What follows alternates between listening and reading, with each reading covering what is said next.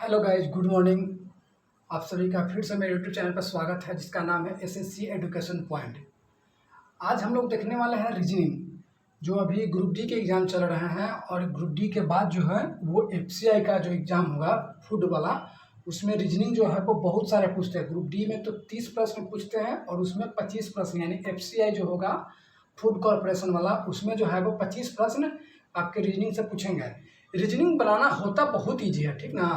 और क्या होता है कि उसमें टाइम टेकन होता है, टाइम हम उसको मेंटेन नहीं कर पाते हैं। इसलिए आज हम देखेंगे रीजनिंग, ठीक है। रीजनिंग देखेंगे और उसका बनाने का तरीका भी सीखेंगे और शॉर्ट ट्रिक सीखेंगे, ताकि मेरा टाइम जो है वो बच सके।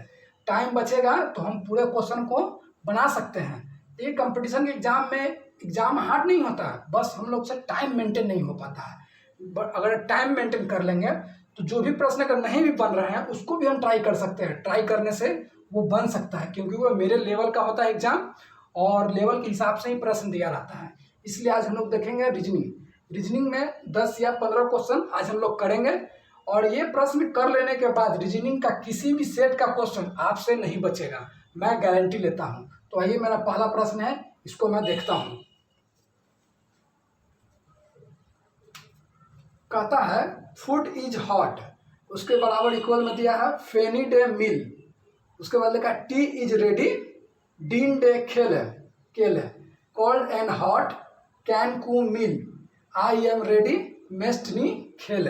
ये दिया हुआ और पूछ रहा है कि टी इज हॉट का क्या होगा हमसे। तो टी इज हॉट का हम कैसे पता लगाएंगे? तो जो इसमें कॉमन होगा, ये इसमें और इसमें अलग अलग में जो कॉमन होगा उसको हम काट देंगे। तो यानी काटते कैसे, देखिए पहले बताते हैं। इसमें इज और इज मिल रहा है, इसमें डे और डे मिल रहा है, ठीक है। दूसरा और चौथा में रेडी रेडी मिल रहा है, तो चौथा और दूसरा में केले और केले मिल रहा है, ठीक है। आगे देखिए, इसमें फूड है, फूड किसी में नहीं है। इसमें टी है तो किसी में टी नहीं है। इसमें कोल्ड है, किसी में कोल्ड नहीं है। हॉट है, नहीं है। अब बच रहा है टी इज हॉट। अब इधर देख लेते हैं कोई मिल रहा है कि नहीं मिल रहा है। जब इधर नहीं मिल रहा तो इधर भी नहीं मिलेगा, जाहिर सी बात है। नी देखे तो किसी में है, नहीं है। डीन भी नहीं है, कैन भी नहीं है, मेस्ट भी नहीं है, फेने भी नहीं है। अब आइए, जो कटना था वो कट गया, अब जो बचा है उसको हमको खोजना है। टी किस में है? टी मेरा इसमें है, ठीक है। इसमें दो कट गया है, तो बच क्या रहा है मेरा? डीन बच रहा है, ठीक है। टी के जगह पे डीन होगा। उसके बाद देखिए, टी इज पूछ रहा है। इज इसमें कटा है, इसमें कटा है, ठीक है। इसमें कटा है, दो कटा है, ठीक है। तो इज को हम डे ई डी डे लिख सकते हैं। उसके बाद हॉट है, हॉट को हॉट किस में है? हॉट इसमें बचा है, ठीक है। तो यहाँ पे हॉट और हॉट कटेगा, और इसमें क्या कटेगा? मिल और मिल कटेगा। जो हमसे बच गया था उसको हम काट देंगे, हॉट और हॉट, यानी कि हॉट का मिल हो जाएगा। यानी कि इस प्रश्न का जो आंसर होगा, जो हमसे पूछा था कि टी इज हॉट का क्या होगा, तो टी इज हॉट का डीन डे मिल होगा, ठीक है। इस तरह से मेरा पहला प्रश्न समाप्त होता है। अब देखेंगे आगे का प्रश्न, यानी नंबर 2 नंबर देखेंगे। आइए प्रश्न देखते हैं 2 नंबर। 2 नंबर कहता है कि त्रिभुज की संख्या ज्ञात करना है, ठीक है। ये फिगर है मेरा, और इसमें दिया ऑप्शन में 8, 5, 3 और 7, ठीक है। हमको इसमें त्रिभुज ज्ञात करना है, तो त्रिभुज हम कैसे ज्ञात करेंगे आइए देखते हैं। अगर ये फिगर को हम बंद कर देते हैं, इतना को हटा देते हैं, ये पूरा को हटा देते हैं, तो ये आपको त्रिभुज दिख रहा है। तो अगर दिख रहा है तो इसमें हम लिखेंगे 1 और इसमें लिखेंगे 2। फिर से समझिए, ये जो है उसको पूरा मिटा देंगे, ठीक है। तो 1 और 2, ठीक है। उसी तरह से अगर इसको बंद कर देते हैं तो इसमें भी 1 और 2, यानी कि यहाँ भी लिख सकते हैं 1 और 2, यानी कि इसमें 3 और इसमें 3, यानी कि 3 और 3, ठीक है। 3 और 3 6। अगर ये दोनों को बंद कर दें यहाँ से, देखिए अगर इसको यहाँ से बंद कर देते हैं तो एगो त्रिभुज ये वाला हमको दिख रहा है, देखिए। तो यानी कि एगो त्रिभुज जो है वो बड़ा वाला जो है वो यहाँ से ऐसे ऐसे, यानी कि एक त्रिभुज मेरा यहाँ पे बच रहा है, यानी कि एक त्रिभुज लिख देंगे, और टोटल मेरा कितना आएगा? 7 आएगा, जो कि ऑप्शन नंबर आपका डी में दिया हुआ है। 1 2 लिखना है। कहीं भी अगर त्रिभुज है, मान लीजिए अगर ये सिंपल त्रिभुज है, अगर इसमें आपसे पूछे कि कितना है तो इसमें तो 1 होगा, मगर हम यही अगर बीच से लाइन अगर खींच देंगे तो ये मेरा 3 हो जाएगा। 3 होगा कैसे वो समझिए। अगर इसको बंद करते हैं तो 1 इधर, और इसको बंद करते हैं तो 1 इधर, और ये पूरा हो जाएगा। जैसे कि ये जो है वो बड़ा वाला एक त्रिभुज है, और एक ये है, और ये है, टोटल इसमें 3 होगा। तो यही फिगर जो है वो यहाँ इसमें दिया हुआ है, तो इसमें 3 और इसमें 3, तो 3 और 3 6, ये जो है वो बड़ा वाला त्रिभुज है। अगर ये सब को मिटा देंगे तो ये मेरा बड़ा वाला त्रिभुज जो ये है उसी का ये उलट के इसमें दिया हुआ है, यानी कि एक त्रिभुज यहाँ पे, यानी टोटल जो है वो मेरा 7 है, जो कि ऑप्शन नंबर आपका डी में दिया हुआ है। इस तरह से आपका दूसरा अगला प्रश्न है, क्वेश्चन नंबर 3 कहता है कि जब दर्पण में एक समय देखा जाता है तो एक घड़ी में 9:30, यानी कि 9:30 करने का मतलब 9:30 बजे हुए हैं, तो घड़ी में वास्तविक समय क्या होगा। ये देखिए दर्पण हो गया, चाहे मिरर मतलब जल हो गया, जल प्रतिबिंब या दर्पण प्रतिबिंब हो गया, ये घड़ी जो है वो हमेशा आपके रीजनिंग में ये प्रश्न एग्जाम में आएंगे ही आएंगे। या तो एक मिरर से आएगा या तो एक वाटर इमेज से आएगा, कहीं से न कहीं से एक प्रश्न आएगा। तो देखिए जब मिरर वाला पूछे ना तो कुछ नहीं करना रहता है, 11:60 में से जितना समय दिया हुआ है उसको घटा देंगे। मेरा दिया है कितना 9:30, तो 9:30 करने का मतलब होता है 9:30, ठीक है। 60 में से 30 जाएगा तो 30 बचेगा, और 11 में से 9 जाएगा तो मेरा 2:30 बजेगा, यानी कि 2:30 करने का मतलब 2:30 बजेगा, यानी कि 2:30 होगा, जो कि ऑप्शन नंबर आपका बी में दिया हुआ है। कह क्या रहा था कि दर्पण में अगर किसी घड़ी को हम देख रहे हैं 9:30 बजा हुआ है, तो रियल समय क्या होगा। मान लीजिए एक दर्पण एक सामने रख देते हैं और एक सामने घड़ी रख देते हैं, जब वो 9:30 बजेगा तो पूछ रहा है कि दर्पण में जब 9:30 बज रहा है तो वास्तविक में घड़ी में कितना समय हो रहा है।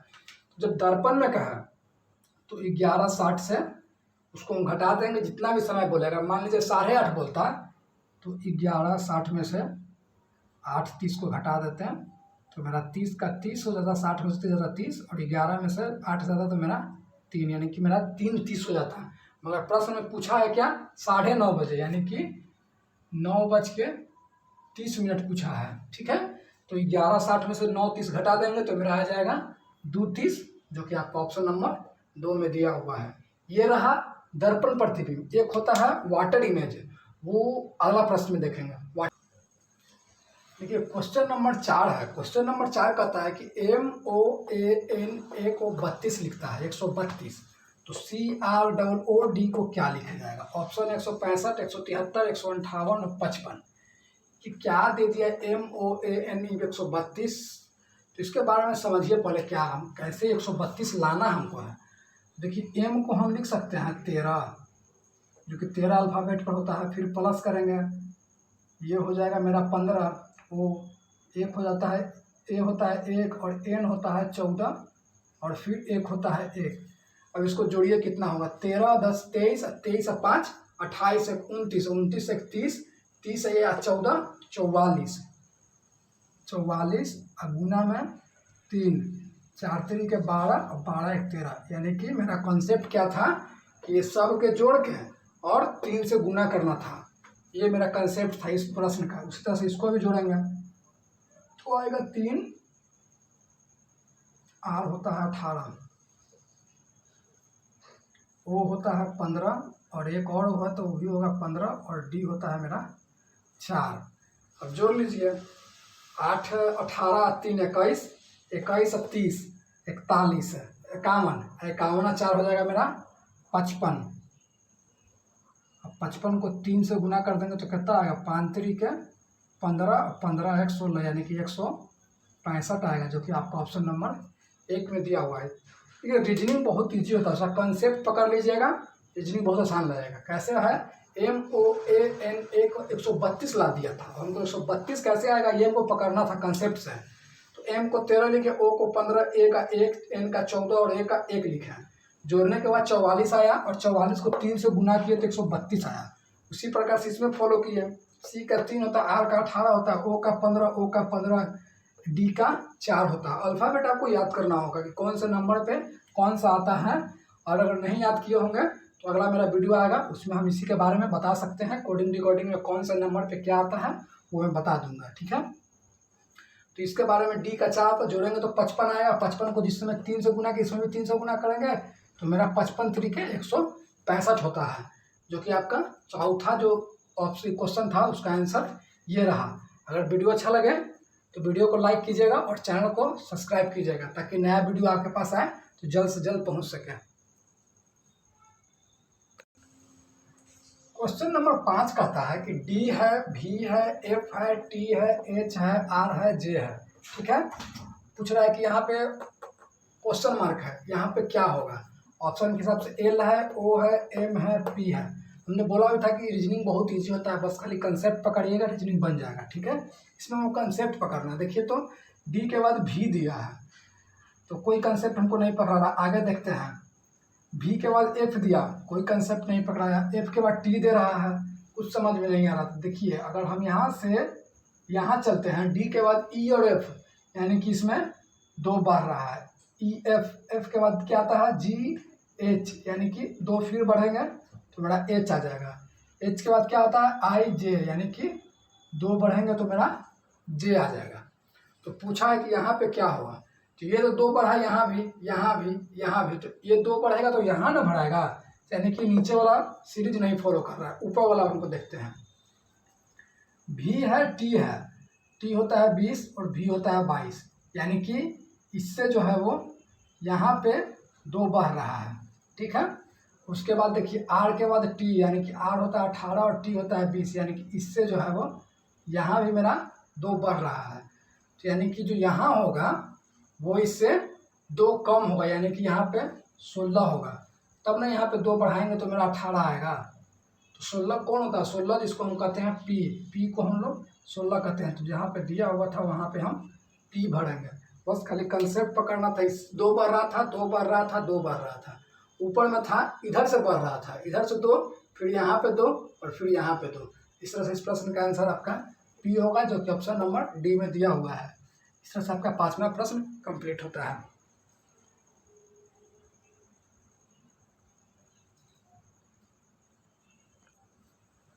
ये देखिए 6ठा प्रश्न है। 6ठा प्रश्न कह रहा है कि ब्रैकेट है, बॉक्स है, इसमें 4 है और 5 है, 12 है और 6 है बाहर में, इसमें 5 है और 3 है, 7 है और 8 है, 6 है और 4 है। यहाँ पे क्या होगा हमको भरना है, बस सीरीज को पकड़ना है हमको। पकड़ेंगे कैसे, देखिए पकड़ेंगे कैसे, 4 पचे 5 और को 20। प्रश्न में मेरा कुछ मिस्टेक है, शायद यहाँ पे शायद लगता है 8 होगा।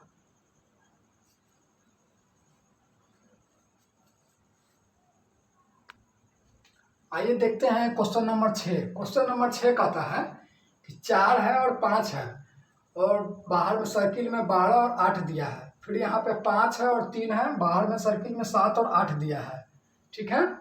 यहाँ पे 6 और 4 है बॉक्स में, बाहर में क्वेश्चन मार्क दिया है, यहाँ पे 8 दिया है। तो इस प्रश्न का हम पहले सीरीज पकड़ेंगे, क्या कह रहा है सीरीज के हिसाब से, उसके बाद इसको बनाएंगे। देखिए 5 है और 4 है, तो 4 को 5 से गुना करेंगे तो मेरा 20 आएगा, और इसको भी जोड़ेंगे तो मेरा 20 आएगा, यानी मेरा सीरीज पकड़ा गया है। तो गुना करेंगे तो मेरा 24 आएगा। तो हम कितना जोड़ दें 8 में कि मेरा 24 आ जाएगा, तो हम 16 जोड़ सकते हैं। 16 और 8 को जोड़ेंगे तो मेरा 8 है 6 14 1 2, यानी कि मेरा 24 आ जाएगा। यानी कह सकते हैं कि यहाँ पे मेरा 16 होगा, यहाँ पे क्वेश्चन मार्क जगह पे 16 होगा, जो कि ऑप्शन नंबर आपको 1 में दिया हुआ है। इस तरह से आपका 6ठा प्रश्न समाप्त होता है। देखिए क्वेश्चन नंबर 7 कहता है कि 7:56 समानुपात 8:72 समानुपात 9 कितना होगा। ये हमसे पूछा है, इसको भी हमको सीरीज पकड़ना होगा कि कैसे ला रहा है। देखिए तो यहाँ पे 7 को 8 से गुना कर देंगे 56 आ जाएगा, यानी कि जो अंक दिया है उससे 1 से ज़्यादा गुना कर रहा है। इसमें भी देखिए 8 है तो 9 से गुना कर रहा है, यानी कि 72 आ रहा है। उसी तरह से इसमें अगर 9 को 1 अंक बढ़ा के यानी 10 से गुना करेंगे तो मेरा 90 आएगा। यानी कह सकते हैं कि यहाँ पे 90 भरेंगे, जो कि आपका ऑप्शन नंबर 3 में दिया हुआ है। बस खाली इसका सीरीज पकड़ना था, एक अंक बढ़ा के गुना करना था। इस तरह से आपका 7वां प्रश्न समाप्त हुआ। देखिए आपका 8वां प्रश्न कहता है B7K है और KB7 है, इसके बाद खाली स्थान दिया है। ठीक है, तो आगे हमसे पूछ रहा है कि आगे इसका आंसर मतलब क्या आएगा। ठीक है, देखिए इसको बनाना कैसे है, कोड पकड़ेंगे। देखिए B जो है वो 1 नंबर पे है तो उसको लिख रहा है 2 नंबर पे, 7 है 2 नंबर पे तो उसको लिख रहा है 3 नंबर पे, B है 3 नंबर पे तो उसको लिख रहा है 1 नंबर पे। यानी कह सकते हैं कि जो फर्स्ट में है उसको सेकंड पे लिख रहा है, जो सेकंड है उसको थर्ड पे, और जो थर्ड है उसको फर्स्ट पे लिख रहा है। तो उसी तरह से इसका बनाएंगे हम लोग के का, तो के है फर्स्ट पे तो उसको हम लोग लिखेंगे सेकंड पे।